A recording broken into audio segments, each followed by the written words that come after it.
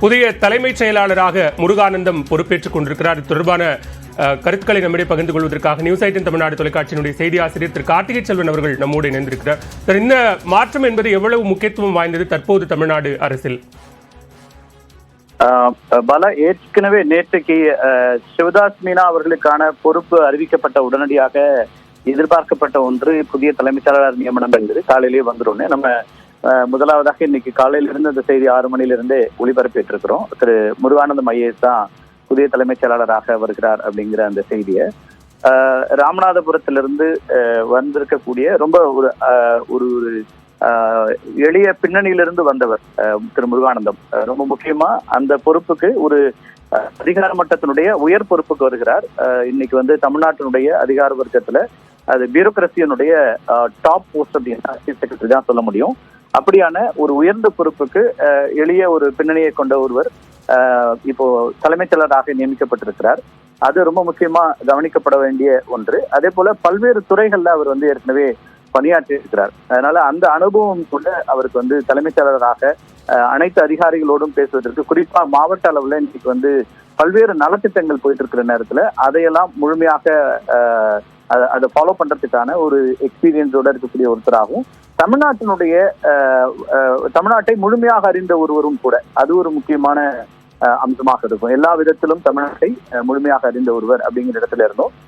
திரு முருகானந்தத்தினுடைய இந்த நியமனம் அப்படிங்கிறது முக்கியமா இருக்கு. கடைசியா அவர் நேற்று வரை முதலமைச்சருடைய செயலாளராக செக்ரட்டரி டு சிஎம் CS1 அப்படி இருந்தாரு. அதாவது முதல்வருடைய செயலாளர்கள முதன்மை செயலாளராக நியமிக்கப்பட்டிருந்தார். 4 செயலாளர்கள் இருக்காங்க முதலமைச்சருக்கு.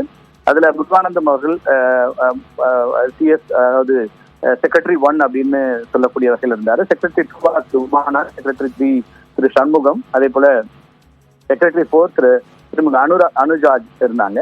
இப்போ புதிதாக அடுத்து யார் யாரெல்லாம் வருவாங்க அப்படிங்கிற கேள்வியும் கூடவே சேர்ந்திருக்கிறது. ஏற்கனவே திரு முருகானந்தம் வேறு ஒருவர் நியமிக்கப்பட வேண்டியிருக்கிறது. தலைமைச் செயலாளராக முருகானந்தம் பொறுப்பேற்ற பிறகு இப்போது நமக்கு கிடைக்கக்கூடிய தகவலை பொறுத்த வரைக்கும் செக்ரட்டரி 1 அப்படிங்கிற இடத்திற்கு திரு உமாநாத் நியமிக்கப்பட வாய்ப்புகள் இருக்கிறதா தெரியுது. அதே போல செக்ரட்டரி 2 திரு சண்முகம் IAS அவர் இருப்பாரு. அந்த ஏற்கனவே இருந்தவர்கள் அவருடைய ஆர்டர்ஸ் அப்படியே வருன்ற மாதிரி இருக்கு. செக்ரட்டரி 3 திரும்ப அனுஜாஜ் இருப்பாங்க அப்படின்னு இருக்கு. செக்ரட்டரி 4 இப்போ தூத்துக்குடியுடைய மாவட்ட ஆட்சியராக இருக்கக்கூடியவர் இங்கே நியமிக்கப்படுவதற்கான வாய்ப்புகள் இருக்கு அப்படிங்கிற தகவலும் இருக்கு. இது அடுத்த கட்ட செய்தி. தலைமைச் செயலாளர் யார் அப்படிங்கறத நம்ம முதன்மையா அறிவித்தது போலவே அடுத்ததா இதெல்லாம், ஏன்னா இந்த பொறுப்புகள் மிக முக்கியமான பொறுப்புகளாக இருக்கும். முதல்வருடைய அலுவலகம் என்பதும் முழுமையாக அதிகாரிகளோடு தொடர்பு கொண்டு ஒவ்வொரு தனிச் செயலருக்கும் சில துறைகள் ஒதுக்கப்பட்டிருக்கும்.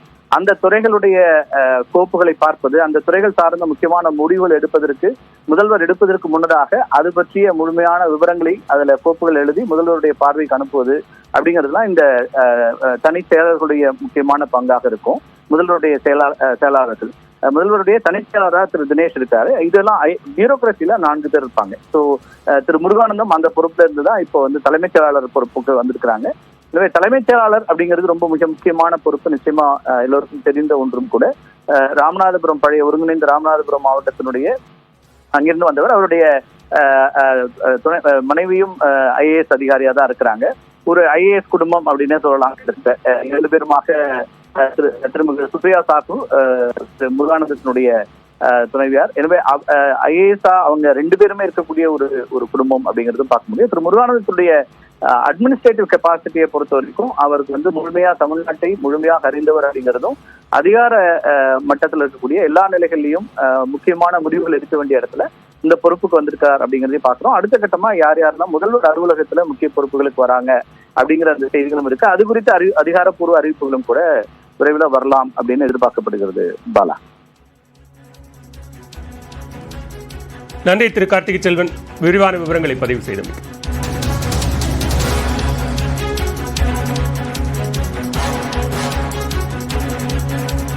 தமிழ்நாட்டின் 50வது தலைமைச் செயலாளராக முருகானந்தம் பொறுப்பேற்றிருக்கிறார்.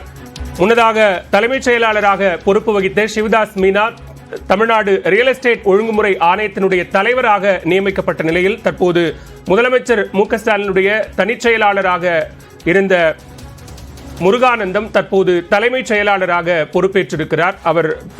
அவர் எந்தெந்த துறைகளில் பணியாற்றினார் என்பது தொடர்பான விரிவான தகவல்களை நாம் தற்போது பார்த்தோம். அந்த அடிப்படையில் தற்போது தமிழ்நாடு அரசினுடைய புதிய தலைமைச் செயலாளராக முருகானந்தம் பொறுப்பேற்றிருக்கிறார். அதற்கு அடுத்ததாக முதலமைச்சரினுடைய தனிச் செயலாளர்களாக யார் யார் நியமிக்கப்படலாம் என்கிற அது தொடர்பான விவரங்களையும் தற்போது நாம் பார்த்துக் கொண்டிருக்கிறோம். தலைமைச் செயலாளராக இருந்த சிவதாஸ் மீனா தமிழ்நாடு ரியல் எஸ்டேட் ஒழுங்குமுறை ஆணையத்தினுடைய தலைவராக நேற்று நியமனம் செய்யப்பட்ட நிலையில் நியூஸ் 18 தமிழ்நாடு தொலைக்காட்சி தொடர்ச்சியாக முருகானந்தம் தொடர்பான நியமனம் குறித்த செய்தியை ஒளிபரப்பி வந்தது. அதன் அடிப்படையில் தற்போது அறிவிப்பு வெளியாகி அவர் தலைமைச் செயலாளராக பொறுப்பேற்றிருக்கிறார்.